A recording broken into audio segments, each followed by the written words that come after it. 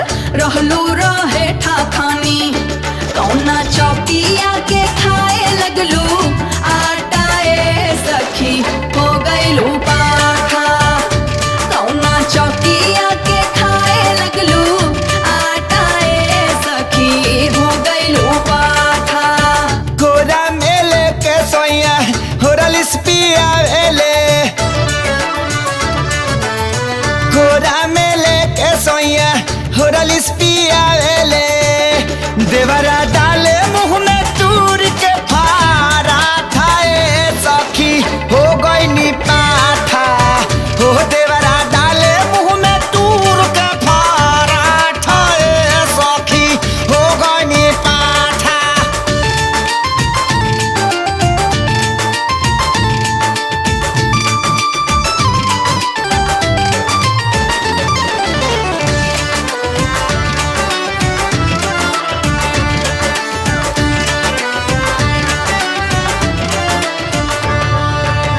पहिले ता सांवर झांवर रहे तो हर रंगमा हो।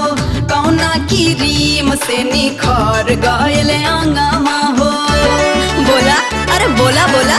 घामे ना गईनी कबो दिने दुपहरिया में, पंखा के हवा ले हनी बंदरे कोठरिया में। घर में न हईनी खैनी यही से गोराइनी हो।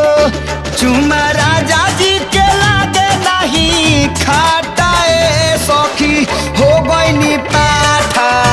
तह देवरा डाले मुँह में तूर के फारा ठाए सखी हो गईनी पाठा।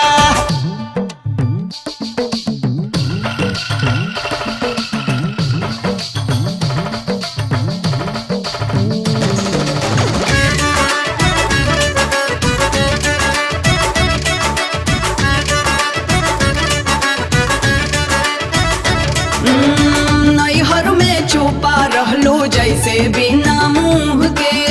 फुटुर फुटुर बोले लगलो कवन जड़ी सूंघ के। बतावा बोला। सजिया पदाना पानी सब पहुँचावे हो। खोदा खादी करे देवरा पिया फुसिलावे हो।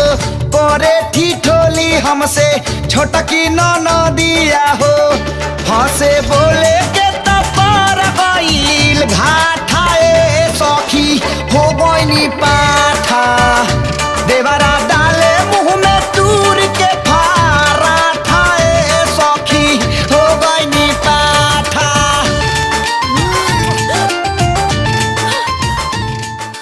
देख लेलू हमार चैलेंज पूरा हो गई। सर के चुम्मा गाल पे ले लेनी। आ